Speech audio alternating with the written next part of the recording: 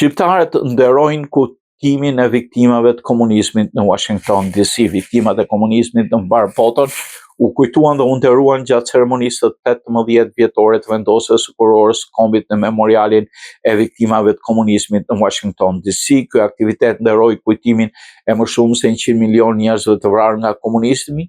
Festoi lirinë aty ku ka triumfuar profesori Chen Chuan-Cheng, aktivist kinez i të drejtave të njerëzit, i njohur si avokati i verbër, i cili ishte një ish i burgosur në ndërgjegjes, dhe medaljen e lirisë Truman Reagan për vitin 2015 ishte folsi kryesor në këtë aktivitet. Ceremonia u zhvillua në orët e para të mëngjesit në datën 24 prill dhe u moderua nga Dr. Eric Peterson, drejtori ekzekutiv i VOC. Dr. Elizabeth Spalding foli për rëndësinë e një ngjarje të tillë dhe trashëgiminë të ndjerit Dr. Lee Edwards, themelues i VOC. Më shumë veta u mblodhen për të marrë pjesë, për të ndarë dhe për të kujtuar dhe për të shprehur vendosmërinë për të vazhduar luftën kundër komunizmit, për të edukuar të rinj të rreth tij. Lutja u mbajt nga një ministër laik që shërben në Kongresin e SBA-s.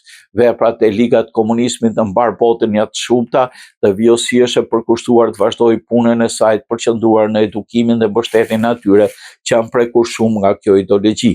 Kishte shumë përfaqësues të ambasadave nga vendet e Evropës Lindore.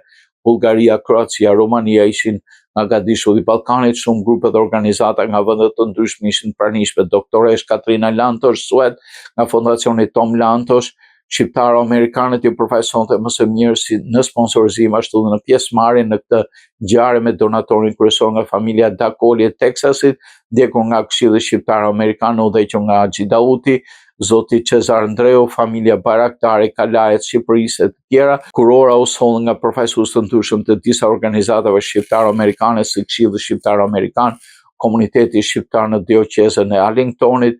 Nina Gjoqi vendosi një kurorë për viktimat që humbën jetën për të mbrojtur lirinë e fjalës gjatë komunizmit në Shqipëri, duke kujtuar Avzin Elën, Wilson Bloshën dhe Kenz Lekën.